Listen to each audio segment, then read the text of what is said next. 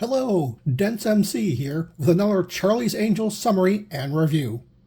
Broadcast on September 22nd, 1976, 6 months after the pilot, Hellride is the first regular episode.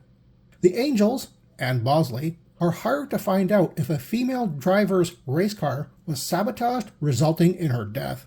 The situation is framed as being an accidental crash, tarnishing the name of the mechanic, rather than a deliberate attack by a known aggressive competitor.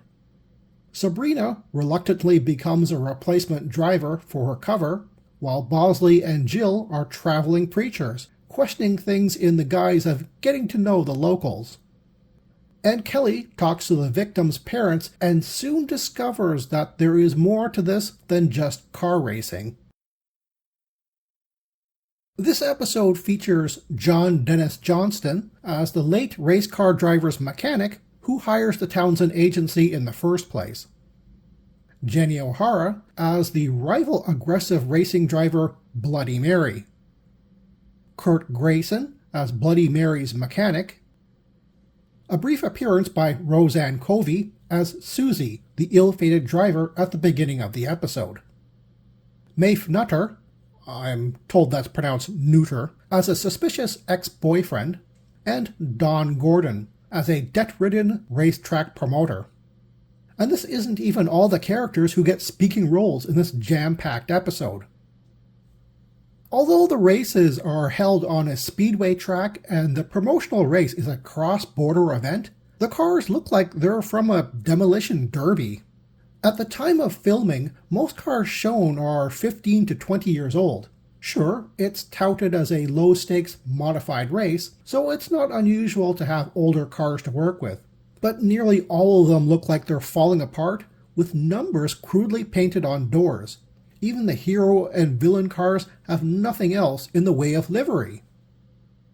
Interesting scene to take note of: Kelly getting her overly amorous target drunk, then getting him pulled over and arrested was both slick and funny.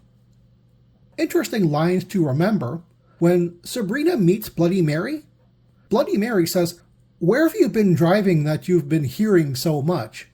Sabrina responds with, "Texas dirt circuit mostly. Did some driving in New Mexico. You ever drive in Waco Raceway?" Bloody Mary scoffs, "Are you kidding? That's amateur night. Nowhere. Sunday drivers." Sabrina sassily retorts, "Uh-huh. Well, this Dust Bowl ain't exactly Indianapolis." Ford Motor Company was one of the sponsors for Charlie's Angels, and naturally they drove FOMOs for all 5 seasons. Shown here for the first time, parked in front of the Townsend Agency building, is Jill's white 1976 Mustang Cobra II, Kelly's beige 1976 Mustang Ghia, and Sabrina's orange 1977 Pinto hatchback, none of which are used in the episode. Fun fact, in 2004, Forbes magazine named the Pinto as among the worst cars of all time. Oddly enough, Kelly drives a black VW Beetle to the racetrack when meeting up with the other Angels and Bosley. It matched her all-black outfit, I guess. As this episode features a lot of driving, I was pleasantly surprised to see how well done the rear view shots were taken. None of it stands out as fake. Sure, they're blurry, but the camera focuses on Sabrina and Bloody Mary's faces in such a way that it becomes natural and consistent. I think there was supposed to be some nail-biting suspense at the end while the Angels are waiting on Charlie to figure out who the bad guys, the racetrack promoter, the ex-boyfriend, and Bloody Mary, were actually trying to rob. Since the entire episode is so quickly paced, the last-minute reveal to the Angels kind of gets lost. Especially when you consider, regardless of who or what the target was, the solution would be the same: Sabrina tailing Bloody Mary.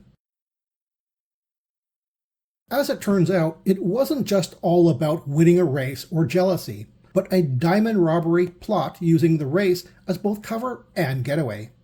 Quite surprising really, as it could have just as easily focused on the race rivalry and romantic entanglements alone.